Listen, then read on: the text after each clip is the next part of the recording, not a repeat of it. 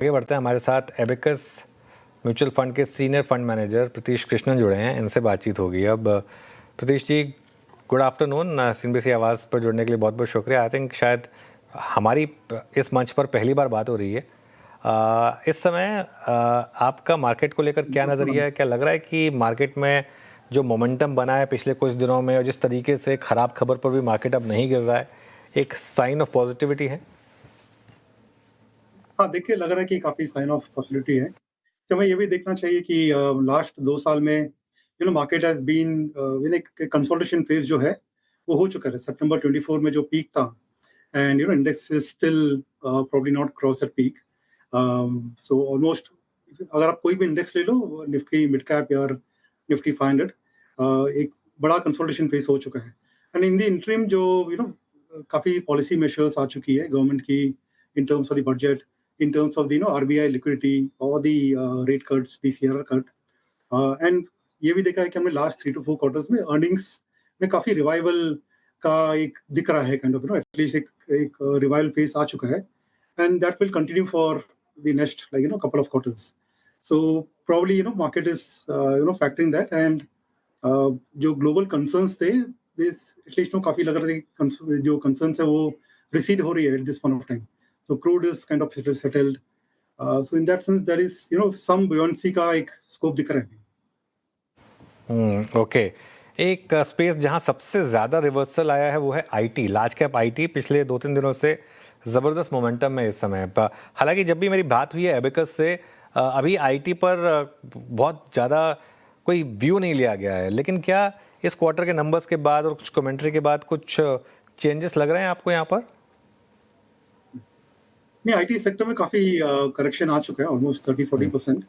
But जो concern से हमारे in terms of earnings growth जो है and uncertainty of the earnings, वो अभी भी काफी है. Means in terms of, so the house view हमारा ये रहा है कि ये सेक्टर जरा wait and watch kind of mode है and uncertainty the near term में एटलीस्ट 6-9 मंथ्स विल रिमेन. हर सेक्टर के कंसोलिडेशन फेस होते हैं. This is going through that phase today. So as of now हमारा व्यू ये है कि आईटी में it's kind of wait and watch for now.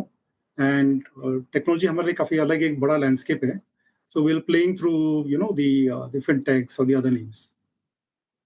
अच्छा प्रतीश जी, कई बार कुछ चीज़ें जो होती है ना वो टेक्निकली बहुत प्ले करती हैं.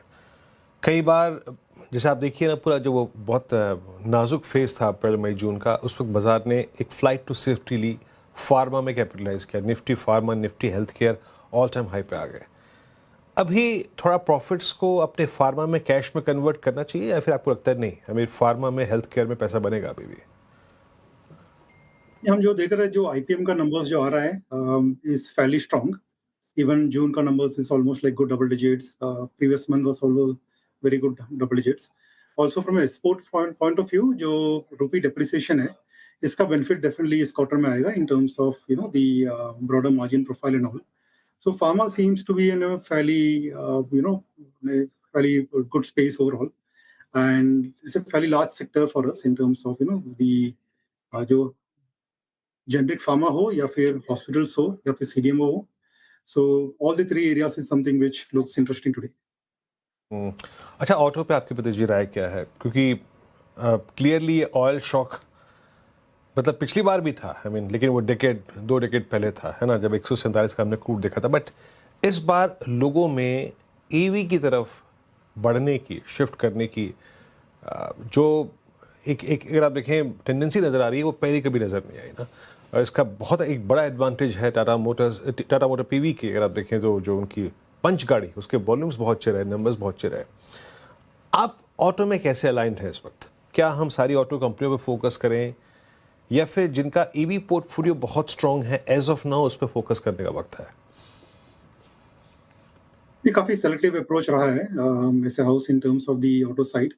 बट हैविंग सेड, जो ब्रॉडर जीएसटी कट्स का जो बेनिफिट है that we are seeing across all the auto players, both the passenger vehicles as well the two wheeler kind of segment.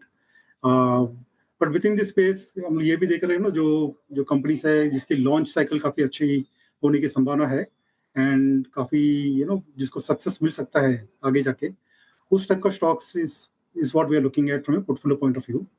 So in that sense, we are positive on the auto space, both the OEMs as well as the auto tank, जिसमें काफी exports की भी potential है in terms of the revenue growth wise. Pratish जी, ये large cap banks पर अब क्या view बन रहा है, खासतौर से प्राइवेट बैंक्स में? क्योंकि एक समय था जिसमें ये स्टॉक्स चलते नहीं थे, एफआई सेलिंग या कोई ना कोई रीज़न था, लेकिन पिछले कुछ हफ्तों में शानदार मूव्स हैं यहाँ पर, और थोड़ी सी एफआई की सेलिंग भी कम हुई है. Sure. नहीं, हमने देखा है कि जो क्रेडिट ग्रोथ है काफी स्ट्रांग है, almost like 17% credit growth. Even normalise credit growth of 15% अगर एज्यूम करके चले, it's a very healthy number for the banking sector. And NIMs का जो प्रेशर है that seems to be kind of कम हो रहा है kind of on the NIMs point of view. And valuations, this is ये एक सेक्टर है जहाँ पे वैल्यूएशंस काफी अट्रैक्टिव है in terms of the last 3-year averages और 5-year एवरेजेस. एक बड़ा इम्पैक्ट आया है because of the FI outflow, जिसे आपने बताया. अगर एफआई का जो आउटफ्लो, अगर even if there is some reduction और something, we will see interest coming back to the banking sector. So private banks हमारे लिए काफी अट्रैक्टिव लग रहे हैं in terms of the overall space, in terms of credit growth, new compression and valuation. And financial space, जो overall space है, काफी attractive लग रहा है हमारे लिए. ओके, और कोई स्पेस जहाँ पर इस समय आप बुलिश हैं, या अगर, क्योंकि आप काफ़ी नए फंड्स लॉन्च कर रहे हैं, जहाँ पर आप पैसा डालना चाहेंगे इस समय? तो हम देख रहे हैं कि ओवरऑल जो मैन्युफैक्चरिंग थीम जो है काफी अच्छा स्पेस है. Rupee has depreciated overall, not just the across the emerging market currencies जो है, रूपी काफी डिप्रिशिएट किया है compare to China and all. So the manufacturing themes, precision engineering, the broader like chemicals, उस टाइप का जो space है looks fairly interesting overall. That is one. And second, जिससे मुझे पता है फाइनेंशियल्स भी काफी इंटरेस्टिंग है. And third is on the consumer segment, जो अर्बन कंजम्पशन जो है, उस टाइप के थीम्स हमें काफी अच्छा लग रहा है. अच्छा प्रतीश जी, अगर मैं इस वक्त आपका एक एफएमसीजी पे व्यू चाहूँ, है ना, हालांकि आपने कंजम्पशन पे टिप्पणी करी, इस बार के जिस प्रकार के अपडेट्स थे ना, I mean mid teens growth, अगर आप देखें मैरिको को देखिए, आप डाबर को देखिए, उन्होंने अपडेट दिए, but under the influence of, I think, जो जून में डेफिसिट गया मानसून का, हालांकि बहुत ज़्यादा जगह जो है वो डेफिसिट शायद जुलाई की शुरुआती रेंज में कम हुआ है, but still major deficit persist. आप एफएमसीजी पे क्या व्यू लेंगे, क्योंकि ये एक ऐसा स्पेस है जो कि 2024-25 और ऑलमोस्ट थर्ड ईयर अब तक पैसा सीरियसली बना नहीं है यहाँ पर. Yeah, I think ये सेक्टर में I'm referring to staples in general. I think earnings growth, जो top line growth है, concern रहा है over the last 4 to 5 years, and that concern still remains. But इनको जो inflation का जो benefit है, इनको inflation का benefit हमें दिखाई देगा.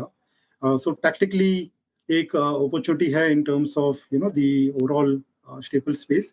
But structurally हमारा view है कि in terms of अगर जो ब्रॉडर कंजम्पशन है, कंज्यूमर डिस्क्रिशनरी स्पेस है, वो काफी स्ट्रक्चरल ग्रोथ स्टोरी है. Because if per capital income में जो इंक्रीज आने वाला है within next 4 to 5 years, अगर ऐसे investor if you have to play, then the other consumer discretionary space is something for more staple, for more structural.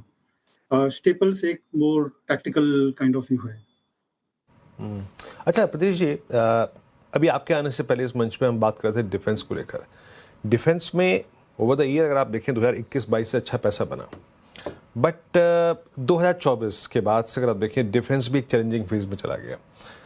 अच्छा, 2 incidents हुए, आप देखिए, चाहे वो एचएल के केस में हुआ था, क्योंकि तेजस को लेकर उनकी काफ़ी डिले हुआ, एमका के प्रोग्राम से उनको बाहर रखा गया, है ना, और अब एक और बात हो रही है कि मिसाइल प्रोग्राम्स में अगर आप देखें निजी कंपनियों की भागीदारी बढ़ा सकते हैं सरकार, उनको एक यहाँ पर अंश मिल सकता है.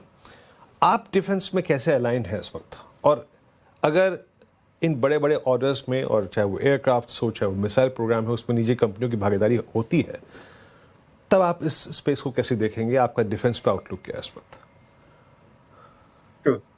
नहीं तो ये जो जियोपॉलिटिकल सिनेरियो है आज की तारीख में, इन दैट सेंस डिफेंस एक हमेशा एक स्ट्रक्चरल स्टोरी की तरफ आ रही है डिफेंस ओवरऑल.